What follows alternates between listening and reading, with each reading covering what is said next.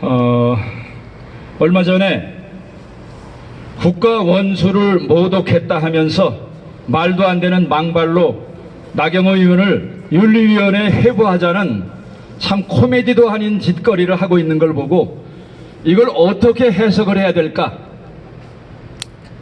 이게 국가 원수 모독죄라면은 현직 대통령이 성행위를 하는 것을 지금 대통령이 하는 그 작자와 또 여기에 당 국회의원이라 하는 작자가 둘이서 사진을 찍어서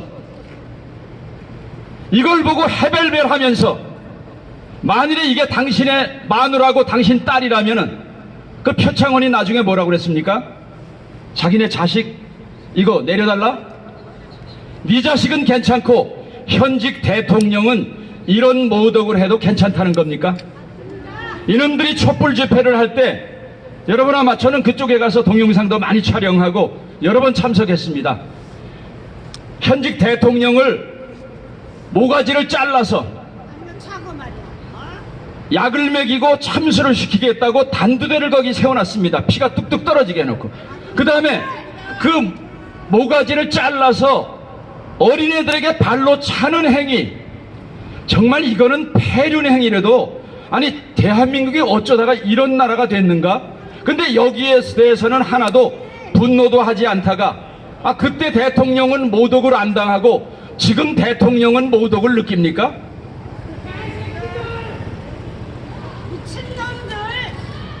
아니 대통령이 우리나라의 국익을 위해서 일을 해야 되는데 우리나라의 국익을 위해서 일을 하는 모습을 보이지 않고 북한밖에 생각이 없으니까 그런 말이 외국 언론에 나온 것이고, 그래 외국 언론에서 더 이상 대한민국 대통령이 왜 외국의 북한의 김정은의 수석 대변인이라는 말을 듣게 하느냐, 더 이상 그런 말이 듣기 낯뜨거우니까 그런 말 듣지 않도록 해달라는 말이 국민으로서 당당히 요구할 수 있는 거 아닙니까?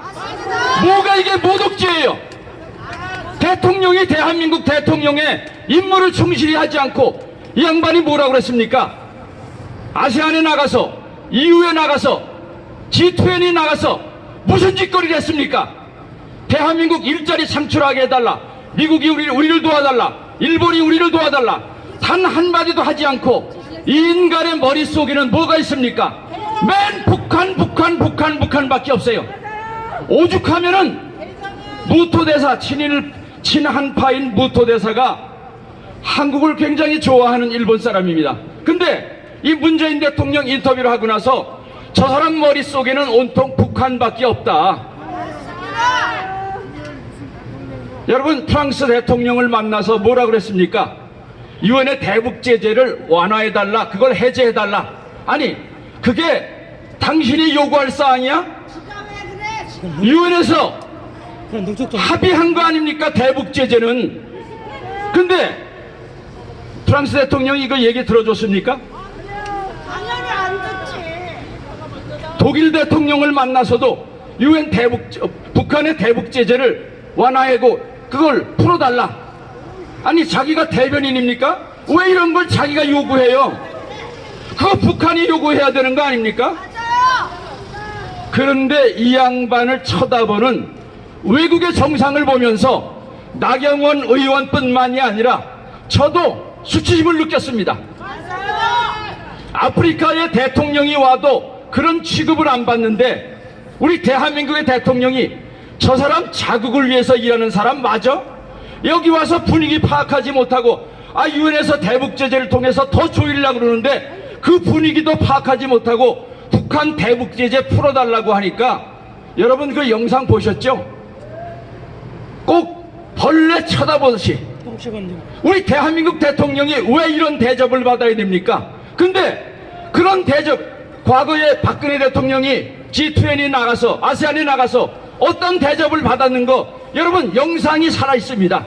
근데 왜 대한민국 현직 대통령이 그런 더러운 소리를 듣고 빈정거림을 당하면서 외국 정상들에게 왕따를 당하고 벌레 쳐다보듯이 그런 표정을 우리만 본 게 아니라 전 세계에서 다 봤습니다. 근데 대한민국 언론만 그것을 이야기하지 않고 이 더불어민주당 인간들은 그때만 그것을 보지 않는지, 그리고 대한민국 대통령 이런 소리 듣지 않게 해달라 하는데 그것을 갖고 국가 원수 모독죄로 윤리위원회에 회부하겠다.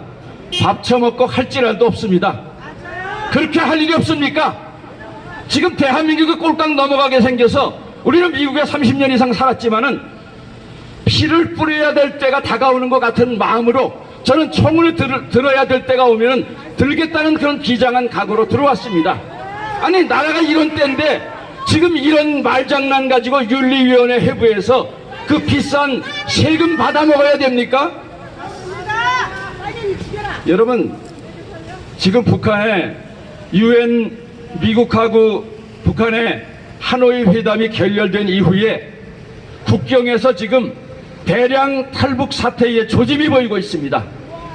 한 단체의 얘기를 들어보니까 과거에는 한 달에 한 50여 명 정도, 한 단체에서요, 한 달에 한 50여 명 정도 자기네가 구출해서 이제 안전한 장소에 숨기고 있는데 지금은 자그마치 하루에 20여 명 이상씩이 넘어온다는 거예요.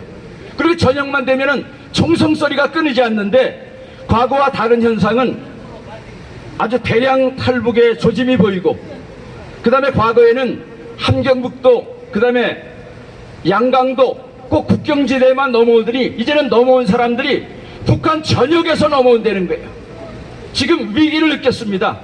김정은이가 대한민국 대통령을 속이고 트럼프를 속이려고 했지만 더 이상 속아 넘어가지 않고 이번 미국 회담에 가장 저들이 요구했던 것이 뭔지 아십니까? 이 멍청한 대한민국 대통령은 종전선언을 해서 평화회담, 평화체제로 가자, 엉뚱한 헛다리를 짚었어요. 근데 이번에 알고 보니까 저들이 얼마나 치명적으로 상처를 받는 것이 바로 UN 대북제재였다는 것이 드러났습니다. 그래서 그 5가지 대북제재를 해제해달라 하는데 미국에서 그래, 니네 그러면 뭘 줄 건데? 영변 하나가 문제가 아니었습니다. 이놈들이 이번에 드러난 게 영변, 강선, 그 다음에 박천, 하갑, 평산, 풍계리 5곳, 6곳의 핵무기를 지금 개발하고 있는데 과거에는 플루토늄 하나였지만은 지금은 플루토늄이 아니라 우라늄 농축시설을 이렇게 비밀리에 하고 있는 거, 여러분, 현직 대통령이 수많은 정보기관이 있고 미국, 일본, 우방국의 정보가 있는데 몰랐다면은 바보 멍청이고 알았다면은 여적죄죠. 이 양반이 뭐라고 했습니까?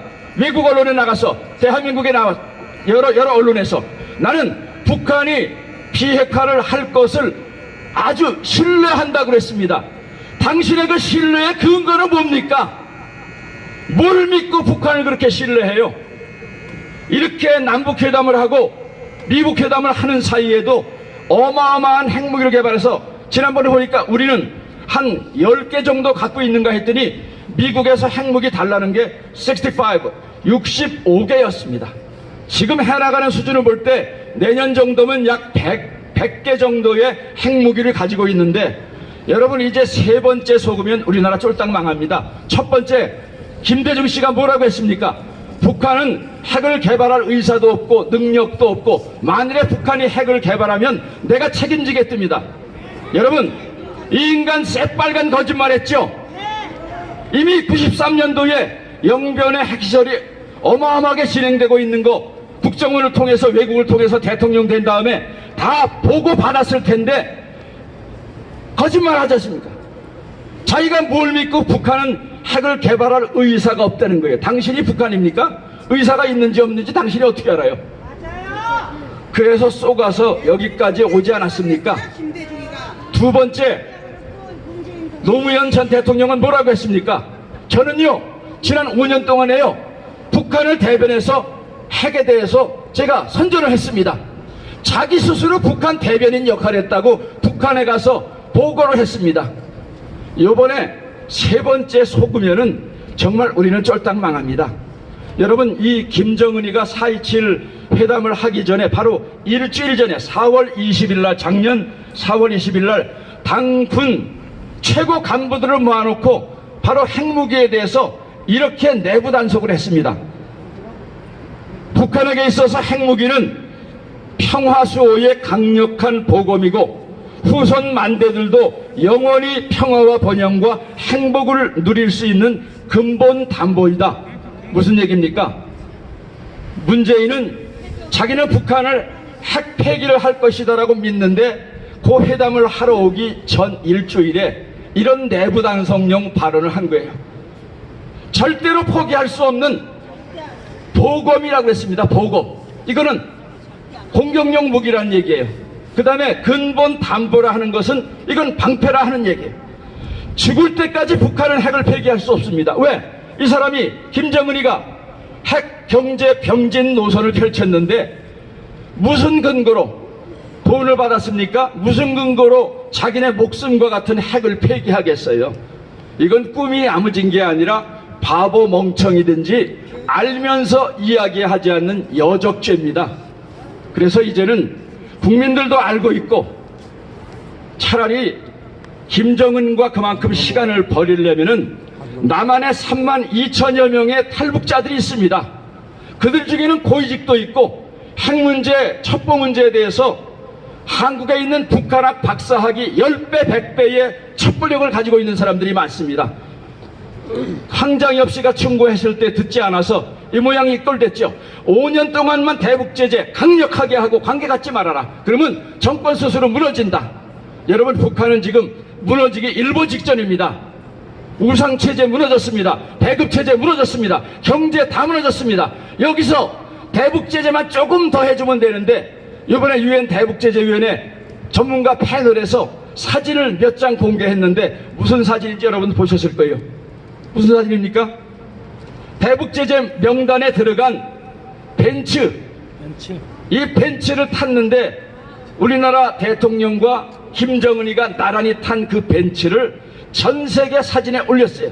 무슨 의미겠습니까? 유엔의 대북제재를 은근히 속이면서 도와주고 있는 게 누구라 하는 거를 그걸 나타낸 거예요. 얼마나 믿지를 못하면은 지난번에 워킹그룹을 만들자고 그랬죠. 군사 문제에 있어서 우리 혈맹인 미국과 상의하지 않고 막 DMZ 다 오픈해놓고 하니까 미국이 화가 나서 워킹그룹 우리 상의해서 이 군사 문제를 풀어나가자 해서 워킹그룹이 형성이 됐습니다. 여러분, 며칠 전에 또 미국에서 한 명을 파견했습니다. 이 사람은 누군가 하면은 대북 제재를 정부에서 자꾸만 속이니까 이거를 정부를 믿지 못하니까 민간 차원의 회사들을 상대로 대북 제재 위반하는가 안 하는가 이거를 관리할 직원을 한 명 파견했어요. 어느 정도 신뢰를 잃었으면은 워킹그룹을 만들고 직접 청와대에 물어봐도 대답을 해주지 않으니까 속이니까. 그래서 저희는 더 이상 이런 썩어 빠진 정치 지도자들에게 나라를 맡겨놓을 수 없습니다. 당신네들은 대한민국 헌법에서 모든 곳에서 자유를 빼놓으려고 하지만 북한에서 탈북하고 이번에 김정남의 자식 김한솔이가 중심이 돼서 만든 단체, 무슨 단체입니까? 천리마 민방위 얼마 전에 이름을 자유조선이라고 바뀌었는데 이 사람들은 조선을, 자유를 그 앞에 집어넣었어요. 그러면서 자유조선 임시정부를 수립을 선포했습니다. 북한은 그걸 알고 자유를 집어넣으려고 하는데 대한민국의 대통령과 정치 썩어 빠진 정치인들은 우리나라 헌법과 우리나라 모든 곳에서 자유를 빼내려 하는 수작질을 벌이고 있습니다. 여러분, 저는 더 이상 이런 정치인들에게만 맡길 수 없어서 이렇게 애국 현장에 나왔고 그따위 말 한마디에 모욕감을 느낀다면 당신네들은 아직도 뚜렷한 죄도 발견돼 있지 않은 대통령을 저렇게 인권 모독을 하면서 불구속 수사해도 충분하건만 이런 모독을 하는 것에 대해서는 모독을 느끼지 않고 오직 자기네 당 대통령의 말 한마디 들었다고 이걸 윤리위원회 회복하는 이 행태를 더 이상 우리 국민들이 가만히 보고 있지 않을 것입니다. 5.18 문제 건드리지 못하게 법안으로 줄이를 틀으려고 하지만은 여러분, 손바닥으로 하늘을 가릴 수 없듯이 이 문제는 계속해서 유튜브를 통해서 나올 것이고 한국에서 안 되면 일본, 미국, 외국에서도 5.18 문제의 진상이 계속해서 밝혀질 것입니다. 이 시간 우리 유튜브 여러분들께 진심으로 감사드리고 또 바쁜데 나와주신 애국 여러분들께 진심으로 감사드립니다.